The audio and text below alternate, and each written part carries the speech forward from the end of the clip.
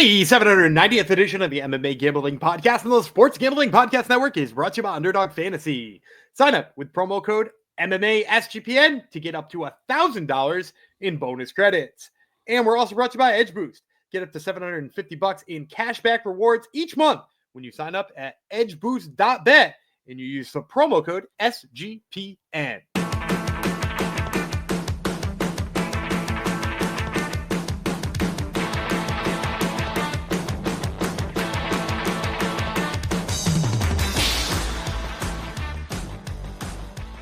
Howdy ho, degenerate knows. Welcome to episode 790 of the MMA Gambling Podcast and the Sports Gambling Podcast Network. Almost to 800. 800 will be coming very, very soon. We'll have a big party. Don't worry.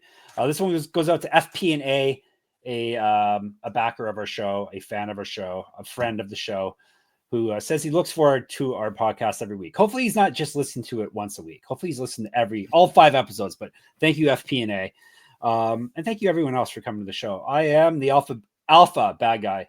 That would be much better. I was the alpha bad guy, but no, I'm the alpha. Sadly, I'm the alpha bald guy, Jeff Fox. And we got a UFC episode, as you can see, probably by the title on whatever you're watching and or listening to this on. People do watch this, which is still crazy to me. And like YouTube tells us people watch it on their TVs too. So like I'm on like someone's TV right now, which is odd, which is must frighten people. Hopefully your blinds are closed.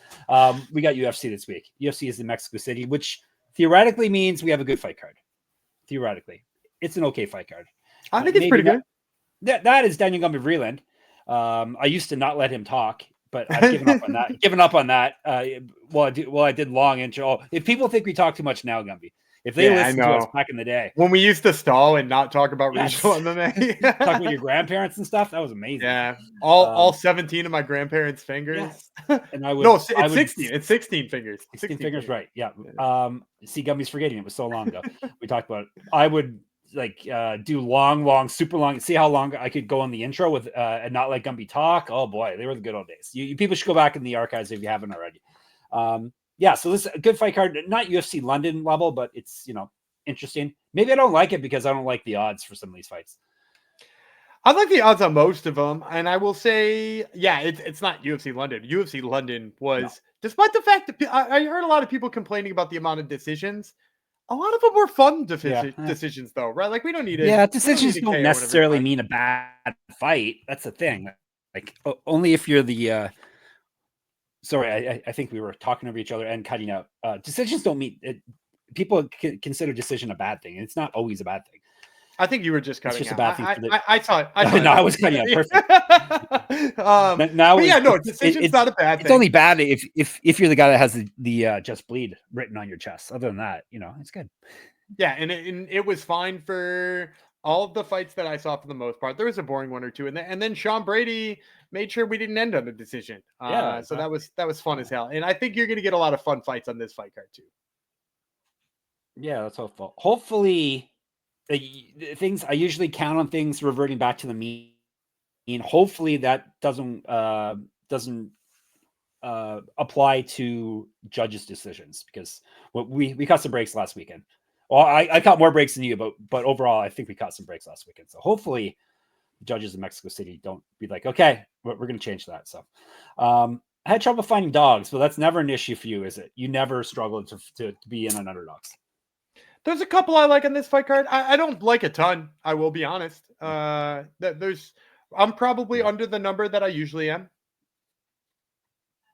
Okay, good. Well, that's good to know. One I think that I was in on is actually flipped into the dog territory, which is nice to see. Yeah, some close fights, stuff like that. Can people on YouTube see that it says Alpha Ball Guy now under my name, or is that just? I noticed that. No, I think everybody can see that. That's for all fantastic. Of us. Good. From now on, I'm the nickname that I gave is good enough that it sticks for good. We'll see. If you don't like my Alpha Bald Guy nickname, give me a better nickname, people, and I will change it. Yeah, I usually just change it in the Discord, but no, if people on YouTube can see it, I'm going to change it on our YouTube as well. All right, that's enough talking. People are so pissed off right now. At least a couple people are so. Just scrub. These are YouTube people too complaining. Just scrub through if we talk too much. It tells you when we talk about the fights, right? Timestamps right here. Yeah, exactly. but with this part's for the hardcores. This part's for the FP&As of the world, right?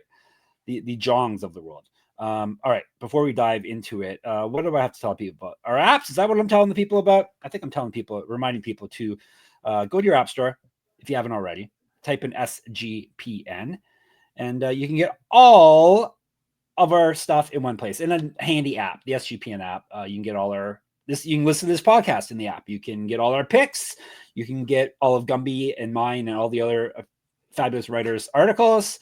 You can get like Gumby's first NBA first basket. How's that going? Is that going good for you still? It's going good. And not only that, it's starting tomorrow, Thursday. You're going to be able to start getting my no run first inning article. Oh, yes. Ball is back around.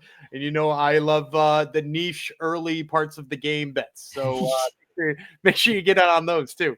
NRFI, the NRFI, is that what the articles are called, right? No run, yes. No run first inning. Yep.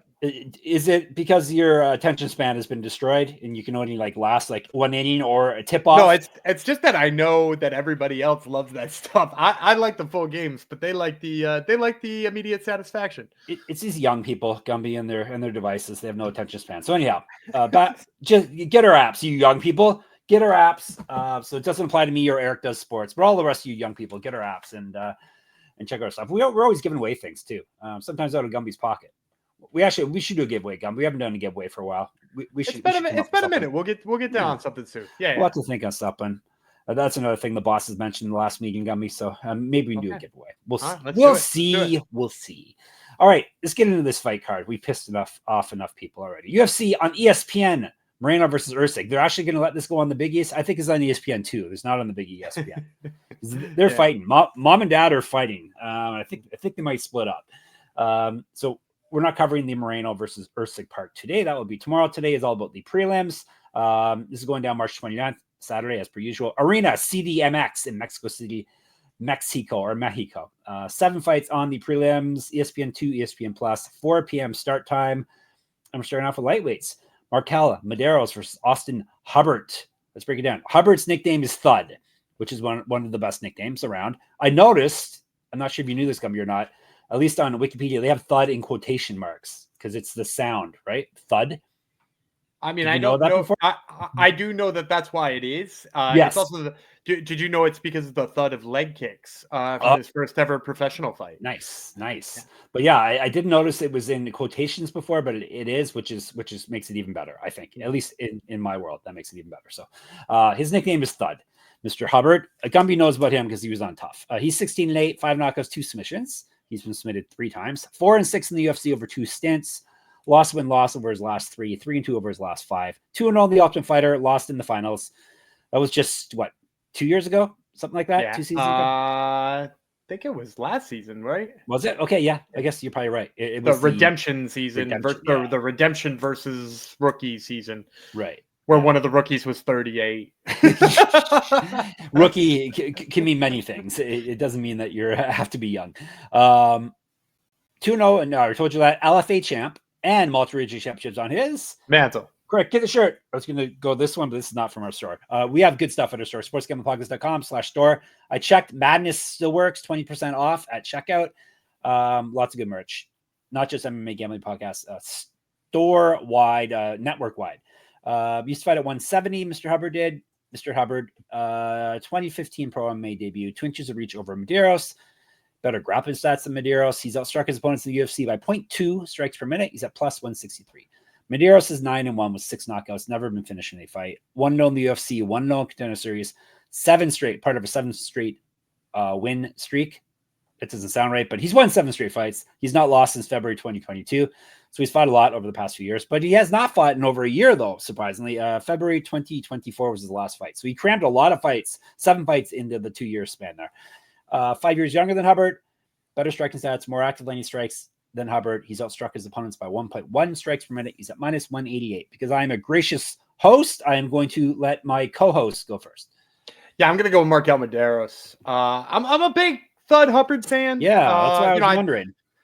I've had him on my show a lot, but the biggest problem I have is that the pressure of Kurt Hollabaugh in his last fight just wilted Hubbard, and Hubbard couldn't deal with both that pressure and that striking prowess. He wasn't able to get around it, And like now he's fighting a guy who's, even sharper on the feet, right? Yeah. Because that's the thing about Medeiros is like, not only is he a sniper on the feet, but he is like really elusive and really hard to hit. And like the type of guy who really frustrates somebody like Hubbard. Like I could see Hubbard getting really pissed off and like not being able to find his strikes and then like doing something dumb and getting clipped. I could also see him trying to go to his wrestling game, but I don't necessarily know that that's a great idea because I've seen MarQuel Medeiros. He knocked out Issa Isakov on Contender Series with that knee. I could see him landed a big knee on the way in. His takedown defense is largely held up. Yeah, I just think Medeiros is just too sharp and a little bit too fast for Thud Hubbard to deal with. So, maybe he'll try to throw those aforementioned leg kicks to slow him down. I just think, the elusivity of Medeiros is too much. Look at this guy. Elusivity. See, I told you, you want to read Gumby's articles. Do you ever say elusivity in your first basket article? I don't know who would be elusive in that, but no. It's true. No runs first inning. It will work for that. The ball is being elusive from the batter's bats. But anyhow, Medeiros is my pick as well. If, as you said, if you struggle with Hollabaugh,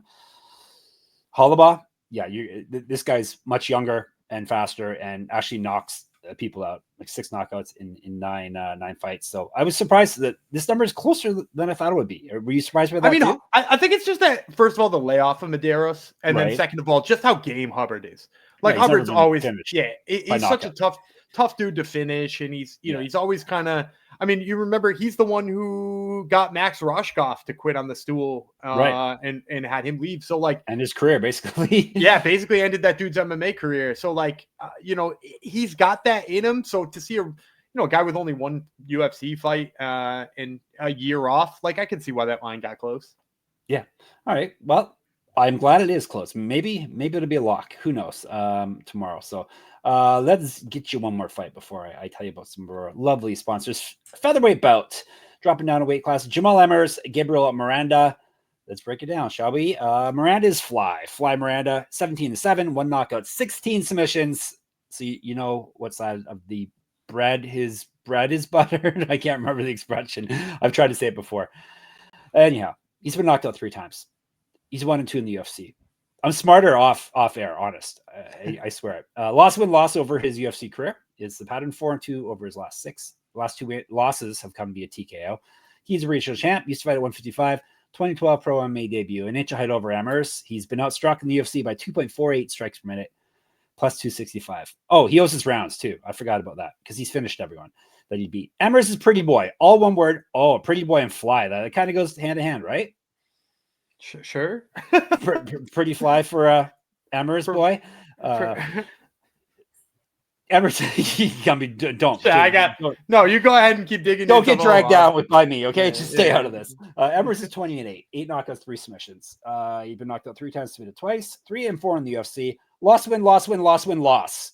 So he has never put a streak together in his UFC career. He got knocked out in his last fight. He's missed weight twice at 145 before. Multiple regional championships on his mantle. Correct. Get a shirt, get our gear, get our merch. sportsgamblingpodcast.com/store. Madness is the code. Used to fight at 155. 2012 Pro MMA debut. So a couple guys who have been in this for over a decade. 3 inches of reach over Miranda. Better striking stats. More active landing strikes. He's outstruck his opponents by 1.25 strikes per minute. He's at minus 325. Give me Emmers. Better striker. That's pretty much all it really takes from here. He's due for a wing if you believe in patterns. And yeah, Miranda is really crummy in the feet and he's getting himself knocked out because of it recently. So Pretty Boy is the pick. I don't think he's all that crummy on the feet. I will first of all say, I'm going to go Emmers too, for the record. I don't think he's as bad on the feet as the stats bear out. Because remember, one of those fights was a short notice fight up a weight class against Benoit Saint Denis. So those numbers are skewed a little bit. But I will say, I don't think he's as dangerous as Emmers on the feet. Emmers is a guy who can knock somebody out. He's super athletic. The only thing I'm worried about here, and this is maybe why you just leave Emmers out of parlays this weekend, is Emmers just going to shoot a dumb takedown at some point and get himself choked? It does feel that way, doesn't it? That sounds MMA to me. Very MMA. Yeah, and remember, he's the one who got knee barred by Pat Sabatini in 30 seconds because he inexplicably decided to go to the ground with him. I think as long as he just backs away from every grappling exchange and throws hands, he should win this fight. but I do worry if he's just going to shoot a takedown and get a guillotine. Like I do just think that's a possibility at some point in time. So I like Emmers, but as you mentioned at the top, I'm not thrilled about all these lines. I like a lot. Right. I'm not thrilled about this one though. I would stay off of Emmers on this weekend. Yeah, it's amazing that we can win any money in MMA. Well, when you realize what you're betting on and the IQ of some of these fighters that you're betting on. Hey, that being said, Emmers hasn't always had bad fight IQ, but it just feels like it's so obvious to stay off the ground with Miranda. Yeah. Which means it would be something that an MMA fighter would do. Hey, here's my neck. Here's my arm. Oh, you missed it that time? Here it is again. Oh, you missed it again? Here it is again. Anyhow. All right. Tomar. Yes. Or Molly McCann. Ellie Aronoff.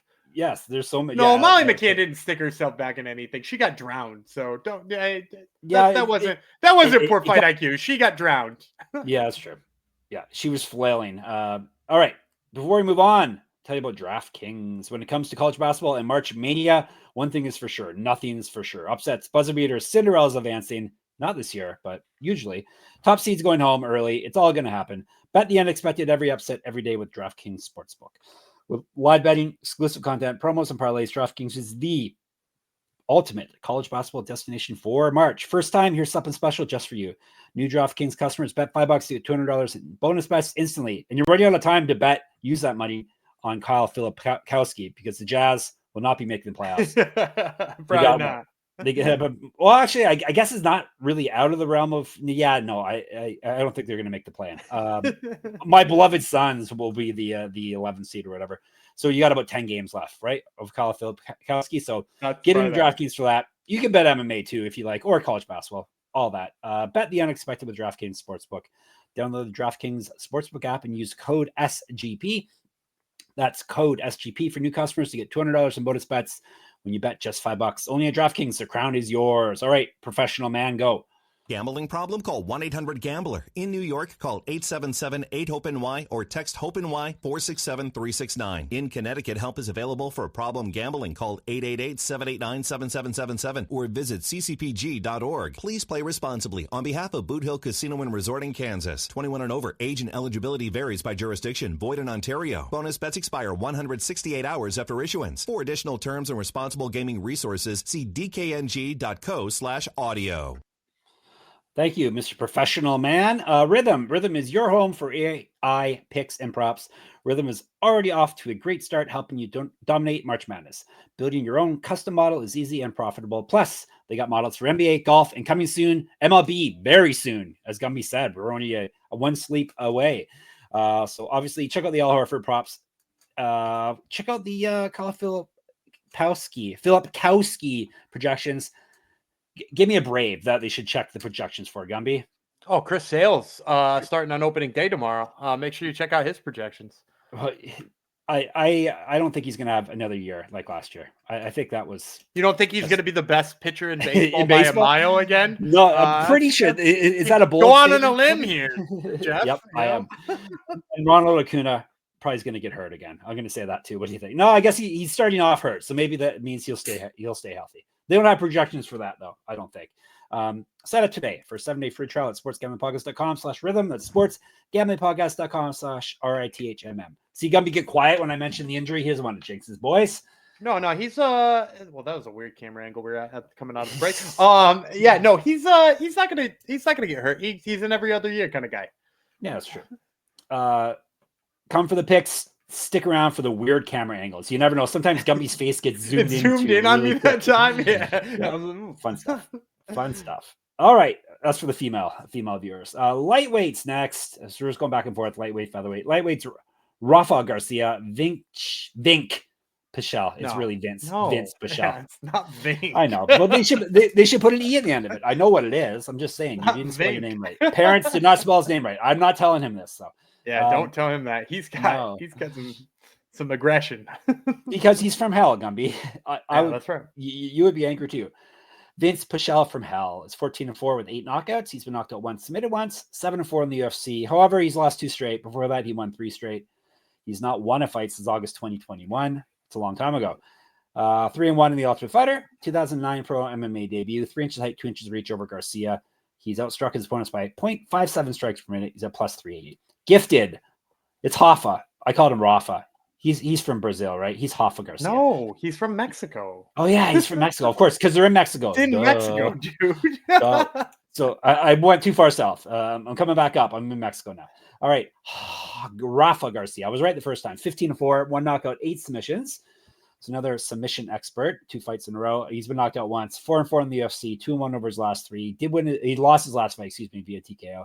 Our regional champion. He's fight at 145. 2014 pro MMA debut. 12 years younger than Pichel, because Pichel has been from hell for 42 years now, I believe. More active landing strikes than Pichel. Better grappling stats than Pichel. He's been outstruck in the UFC by 0.39 strikes per minute. Minus 485. Another massive line. I am going Vinc Pichel. Oh, for real. Striker over grappler. There you go. He's not a striker. He's just a Vinc grappler. Pichel? Come on. Vinc Pichel is a grappler. Over Rafa Garcia. I think so, honestly. Yeah. I mean, like, he's only lost to, like, exceptionally good grapplers, right? Like, the 3 losses he's got in the UFC, at least the 3 most recent ones. I don't know if his 4th one was in the UFC, because I can only think of 3. Ishmael Bonfim, particularly good grappler. Mark Madsen, Mark O. Madsen, if you will. And the other one was Gregor Gillespie, who we haven't seen in a billion years. But like, those are all like heavy wrestlers. And the thing about Pichel is, like, he is able to kind of drag you into deep water. I also know he's been dropping body weight leading into this fight, because he's been talking about a possible move to 45. So as a result, like, I think one more fight at 55 where he's got to go up to elevation is like a great test run, because his cardio is going to hold up. And we've seen Rafa Garcia start to fall apart at the end of fights too. I think between Pichel's ability to sort of drag a fight to the ground once in a while and like wear you down and keep that pressure up and just like bring that dog out of you, I think we're going to see Rafa kind of punch himself out here and tire out late. I like Pichel quite a bit in this one. Couldn't believe the line was as wide. Yeah, couldn't believe the line was as wide as it is. I think Pichel has got a really, really nice path to victory here. I'm going to go Vinc Pichel. This is madness. I'm taking Garcia. What do you like about Garcia, out of curiosity? I'm not trying to be like, he's only 30. Gotcha. Yeah, but like, other than that, he's younger. Like, is there something that sticks out about being like? Okay. Yeah. He shaves better. Yeah, not really. No, he's got a nice mustache. That's true. The age is a big thing, and the inactivity is a big thing on Pichel's side as well. Obviously, Garcia's got to get to the ground. As you said, Pichel can grapple a bit. So I'm not betting this in real life at a line this high, because I really Garcia is not worthy of minus 485 versus most fighters, but I'm still going to take him in this one. So Gumby's out on a big dog. He's not just picking a big plus 380. He feels really good about this pick. I mean, in terms of like what would you say, 375? Plus 380. 380, even better. In terms of a plus 380, about as good as you can feel about a plus 380 on a UFC card. What if it was like, what if this was even money? Would you be taking him? Gun to my head, even money. Would I take? Yeah, I think I'd still take Vinc Pichel. I probably wouldn't be betting it and be all jacked up about it, but I would still think I'd take Vinc Pichel. All right. What if it? Never mind. We can keep going. But all right. If he was a favorite, I would certainly be off of it. Yes. Minus 102. All right. Women's strawweights. Loopy Godinez versus Julia Polastri. Polastri is Psycho. Did you know she's Psycho, Gumby? I didn't know that nickname, to be honest. No. Yeah. She is Psycho. She's 13-4, 4 knockouts, 3 submissions. Never been finished in a fight. 1-1 in the UFC. 5-1 over her last 6. She did win her last fight. She went 1-1 in the Contender Series. Should I ask you? Do you know who she won and lost to, or do we care? Polastri? I usually only ask you who people lose to, because winning is kind of harder to remember who they beat. Yeah, I definitely don't remember who she beat. Was it Gloria DePaula? Did she fight Gloria DePaula? Gloria DePaula's a fighter. I recognize. I know the name. Do I remember if she fought her? Now I'm gonna have to look it up. Let me see here. She beat Patricia Alujas, whoever that is. Jasmine Jasudavicius. So it was a good loss. Yeah, that's a good one. She was I remember she was a big favorite, or maybe not big favorite. She was a favorite in that, though. I think Jazz was the dog in that one. Literally and figuratively, because she fights like a dog. All right, LFA champ and a regional champ. You just fight down at 105. Come on, UFC. Come on. And 125, 2 inches of reach, 5 years younger than Godinez, more active landing strikes, has outstruck her opponents by 0.26 strikes per minute, plus 200. Godinez, Loopy, Lupita, if you want to go by her government name. No, she lives in Mexico, her Mexican government name. She's 12-5, 1 knockout, 2 submissions, so not much of a finisher. Never been finished herself. She owes us some finishes. 7-5 in the UFC. She's lost 2 straight, though. Before that, she won 4 straight.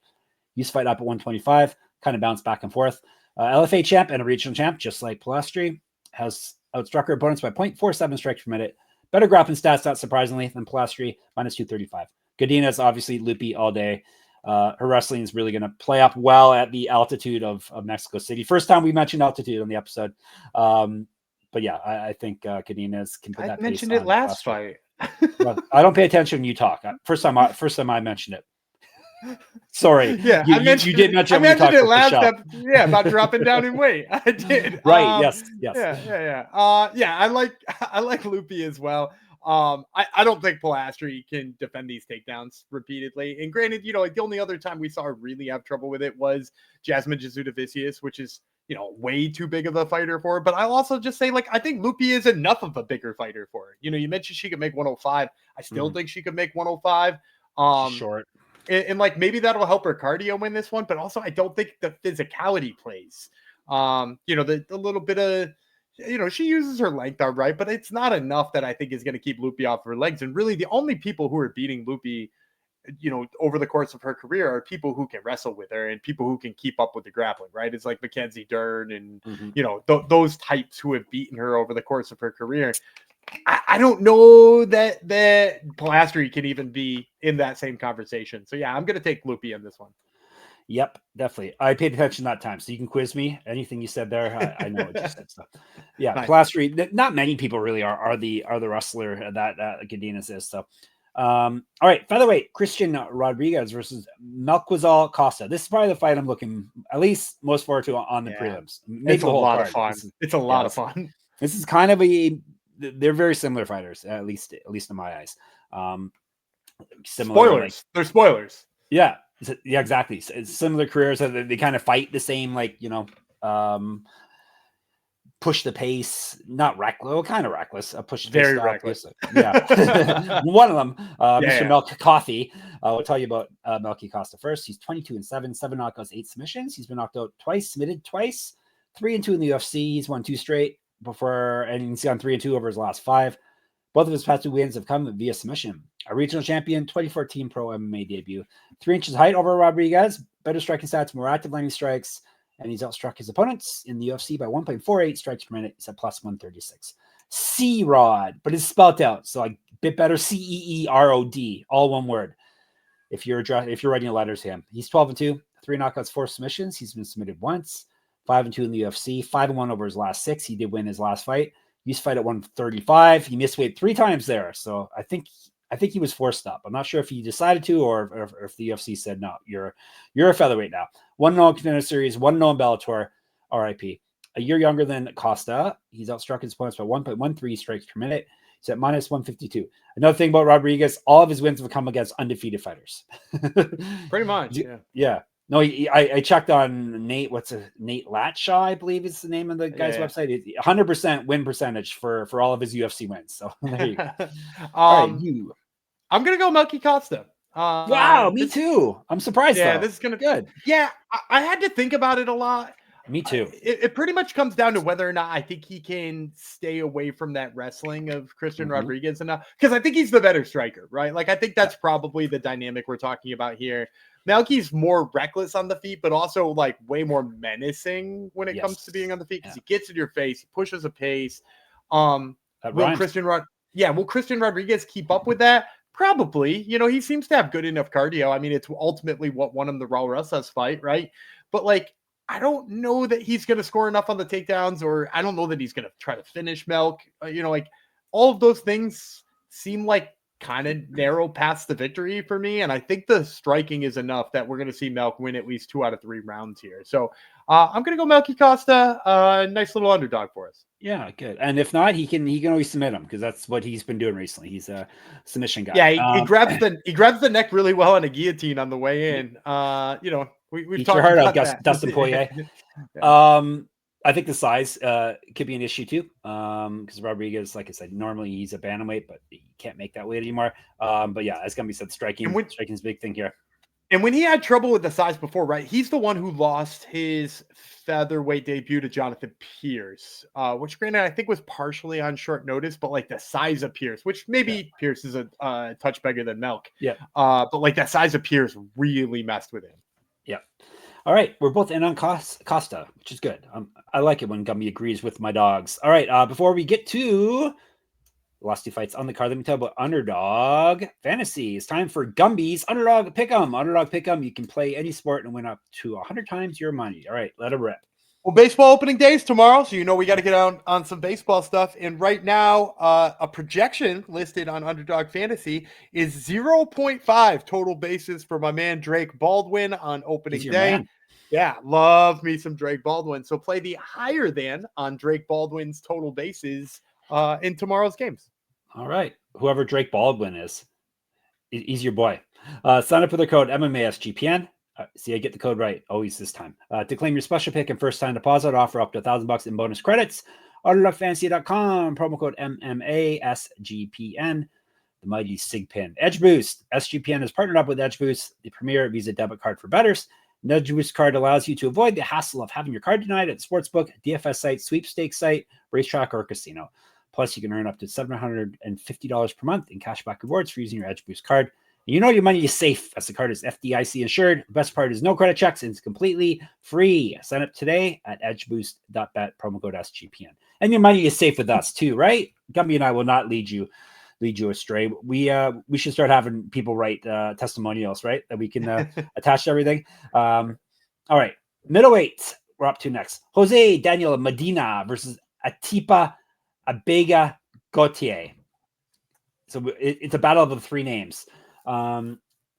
Chicho is Medina's nickname. Chicho is 11-4, 8 knockouts, 2 submissions. Chicho would, if I didn't already have a nickname, that would be a good one, Gumby. Chicho is 11-4, 8 knockouts, 2 submissions. He's been submitted once. 0-1 in the UFC, 0-1 on Contender Series. Who do you lose to, Gumby? Who beat the tar out of him? Man, That's I'm trying to remember who beat him up, but like I can't. Who beat him up in the UFC? Do you remember that? No, I just remember it being really? like, oh, I remember winning on the prop that it would go to decision though. This is Gumby remembers everything. I'm getting worried. Zach Reese beat him up in the UFC, which really is not that great a thing to have happen to you. Magomed Gadzhiev. Oh, Gadzhiev. Gadzhiev is who beat him in the Contender Series. So that's not the worst. Worst of beatings. All right. He has lost 2 straight. Before that, he had won 6 straight. He's not won since March 2023. He was the Samurai Fighthouse champion, though. So he'll always have that. No one can take that away from him. Also, regional champ. He's fed at 205. He's been outstruck in the UFC and the Contender Series by 3.06 strikes per minute. He takes a beating, Gumby. That may be an issue in this fight. Better grappling stats than Gautier, plus 350. Gautier, he's someone I used to know song, right? He wrote that and sang it. This guy. Ironically, Gautier is somebody we used to know. He seems to have disappeared. Yep. The Silent Assassin is this one. It's not Gautier though, is it? Is it Gautier? That's how an American would say it. But how is his name pronounced properly? I think it's Gautier. Gautier. There you go. I was right. The Silent Assassin. Have him on your show and find out how silent he is. Have him and the El Mudo on it at the same episode and see how much talking you get out of him. He is 6-1 with 5 knockouts. Never been finished in a fight. This is his debut in the UFC. 1-0 Contender Series. He's won 5 straight, all via TKO. He's not lost since July 2022. He's fed at 205, 4 inches height, 7 inches reach, 11 years younger. Better striking stats and twice more active lightning strikes than Medina. He's outstruck his points by 4.11 strikes per minute, minus 410. Is this some kind of Bellator matchmaking here or what? It's nuts. I mean, there's nothing to say here. Yeah. Nope. No, and I don't even think the. Go ahead. No, I was going to say, I don't even think the knockout prop. No, minus 130. So probably that's how it's going to end if you want a better line. No, it's not. No, it's not. You can't knock out. Oh, that's right. Yeah, Medina doesn't get knocked out. He doesn't get knocked out. That's his thing. I would say, honestly, like, just don't bet this fight. There is a chance that, like, Gautier being like a 22-year-old absolute powerhouse who's knocked out everything he's looked at, like may punch himself out in this one. We may get a Homer Simpson kind of situation. I don't think it would be enough to get him beat, but I do think like there is a real problem of having this guy fight at elevation where he takes an absolute beating and just survives against the dude who's never fought at elevation and is only 22 years old and is used to finishing people quick. It's kind of some genius matchmaking. This is going to be a train wreck in the best possible way, and I look forward to it immensely. But yeah, I'm taking Gautier. And yeah, I don't think there's much to say. He's so much better in any way. Finally, you mentioned elevation, Gumby. We're almost done the episode. You finally mentioned it. All right. Train wreck we will not turn away from. All right. Main event is of the prelims. Is a flyweight bout. Edgar Cháirez, CJ Vergara. Yep. CJ Vergara still in the UFC. He's been around for a while, it seems. All right, tell you about him first. 12-6-1 with 7 knockouts. He's been knocked out once, submitted twice, 3-4 in the UFC. He's lost 2 straight. Before that, he won 2 straight. TKO loss in his last fight. He's missed weight 4 times at 125. Yikes. 1-0 contender series. Used to fight at 135. He probably should still be there. Maybe not in the UFC, though. 2012 pro MMA debut. Better striking stats and more active landing strikes than Cháirez. He's outstruck his opponents by 0.36 strikes per minute. Plus 225. Pure Chikali is 11-6 with 1 no contest, 4 knockouts, 7 submissions. He's finished everyone. That means he's been submitted twice. 1-2 with 1 no contest in the UFC. So 1-2 with 1 no contest over his last 4, and 3-2 with 1 no contest over his last 6. He did lose his last fight. He also has missed weight at 125. Sloppy fatty's over, perhaps at flyweight. We've never had that at flyweight before. He's fought at 135, a regional champ. But why don't these guys just agree? Hey, we're going to fight at 130, 135 instead. Inch height, 3 inches reach, 5 years younger than Vergara. He's been outstruck in the UFC by 1.76 strikes per minute. He's at minus 258. You get to finish this off, Gumby. Yeah, this is Cháirez all day. You know, he is. I mean, like, well, let's be honest. He looked pretty damn good against Joshua Van last time out, to the point where I was sweating in that fight. I was a little bit worried about whether or not that, you know, parts of that fight were going to go his way. And he's got really great sub skills, and obviously Vergara's been sub before, and like, you know, it just looks like he could probably win this on his feet. And like, then if Vergara shoots, he's going to grab a submission. Like, I just think, you know, Cháirez is, and he is actually like a real big flyweight to me. Like when he was in there with Josh Van, I was like, oh, there's a size thing going on here that worried me too. So I think he's like much bigger than Vergara here. You're at least going to look much more muscly. And then when you add in the fact that, like, you know, Vergara's pretty much been outstruck by everybody. He's pretty much been outgrappled by everybody. Like, it seems like they're just trying to get their boy Cháirez a win here because he's had some tough matchmaking in his career. I think Cháirez comes out pretty much unscathed in this one.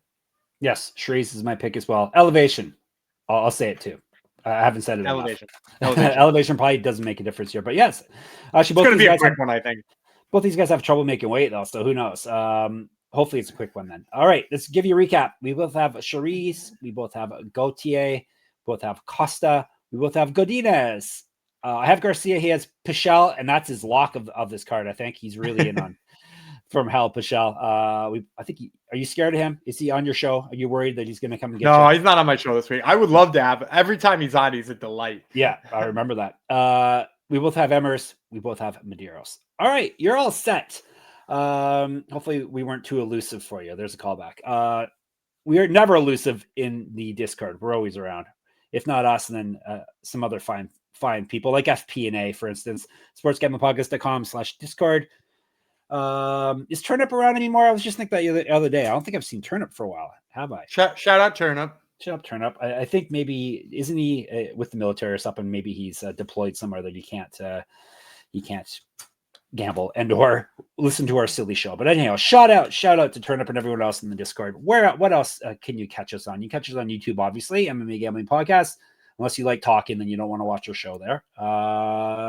SGPN MMA is the handle on Twitter X.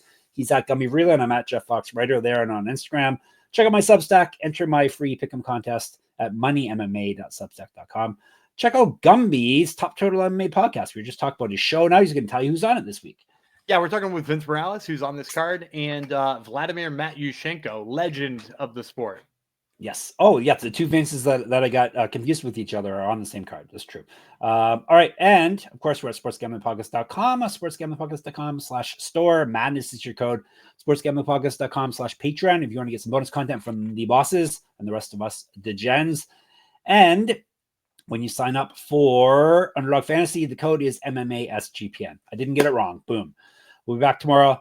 It'll be, who am I? Alpha, bald guy from hell, and Pretty Boy Freeland. We'll talk to you tomorrow. Pretty Boy is not